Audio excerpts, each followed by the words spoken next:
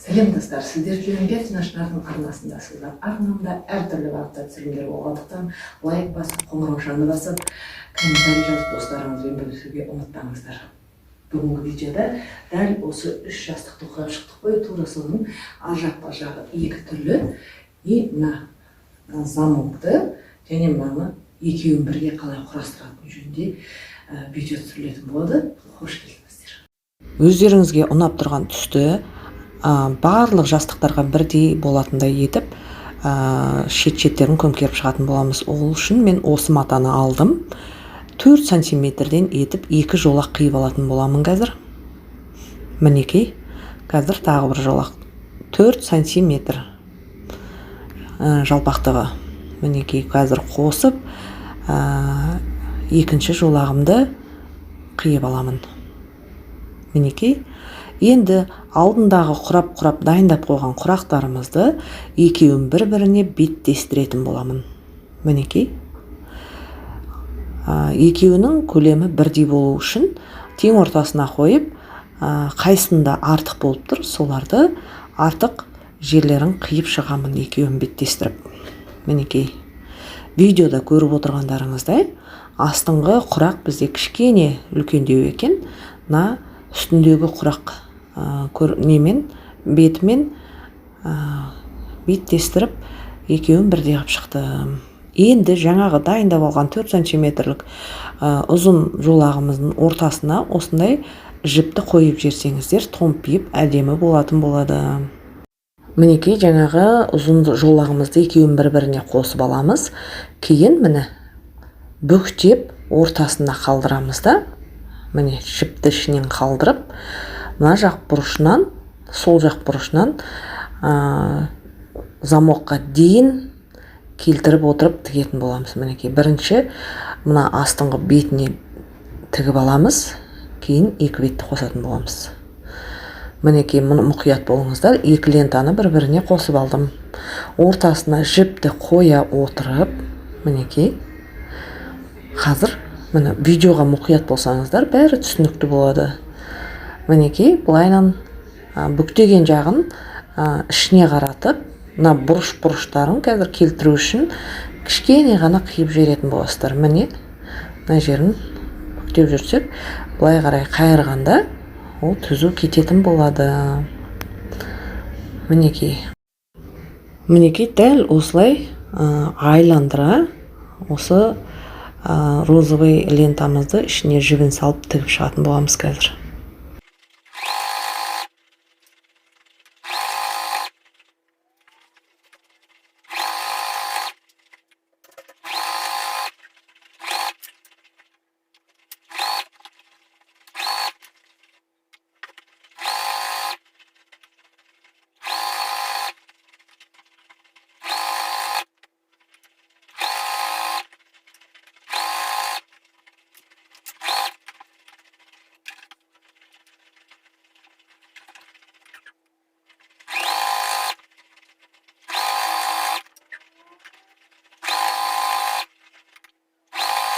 Мінекей, сонымен тура бас жағын қанша қалдырыңыз, сонша ғана қалдырып тігетін боламыз. Мінекей, осы жерден қазір толығымен қиып тастайтын боламыз артық жерін. Мінекей, бұрыш-бұрыштарына, жаңағы бастапқыда қалай бұрыштарынан кішкене қиып тастап отырыңыздар, тәл солай. Енді екінші бетін үстіне жабыстырамыз да, жаңағы жермен тура солай етіп тігіп шығамыз. Мінекей, видеоға мұқият болыңыздар, және құрақтарыңыз қалай қарап тұру керек екенін қайталап сөгіп отырмау үшін көріп алыңыздар. Міне, дәл осылай айналдырып жаңағындай тігіп шығатын боламыз.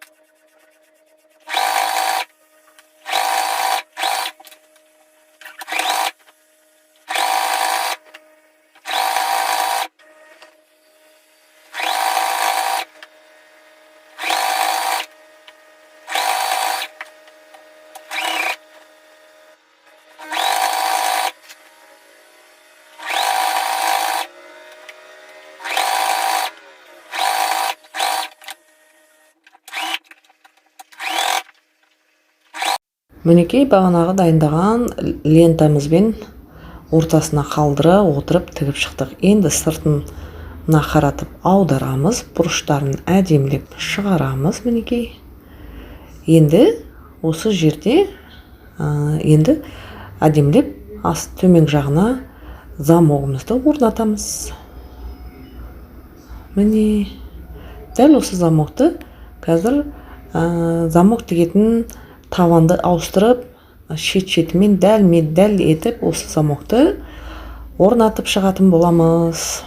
Міне машинкамыздың табанын ауыстырып алатын боламыз. Осындай таман. Сонда тура замоктың шетімен әдемілеп тігетін болады. Міне көріп отырыңыздар.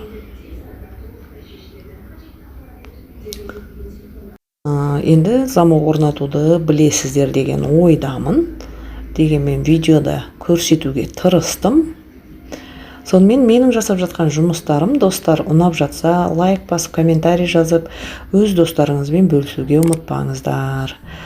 Соңында қоңыраушаны басып қойыңыздар. Әлі де талай туындыларыммен бөлісетін боламын. Соларды жіберіп алмау үшін қоңыраушаны басуға ұмытпаңыздар.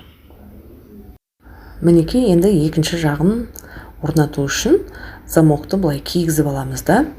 Екі жағы бірдей болатындай етіп белгілеп аламыз.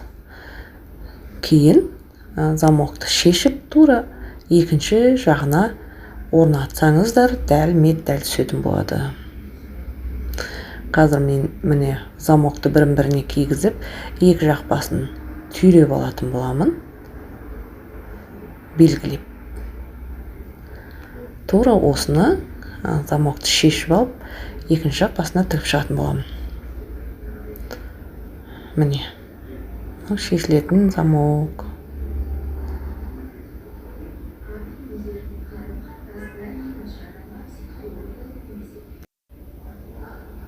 Кейін замок орнатып болғаннан кейін, жаңағы екі жақ басталған, сыртына қойған сызығымыздың басталған және аяқталған жерлерін кішкене қысып, ине жіппен тігіп қоятын боламыз.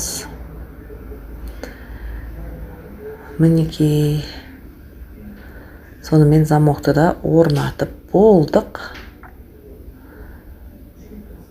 Міне өздеріңіз көріп отырғандарыңыздай әдемі болып шыға қалады осылай. Міне енді артық замоктардың бастарын қиып, ішіне қарай кіргіземіз де, мынау жердің екі жақ басын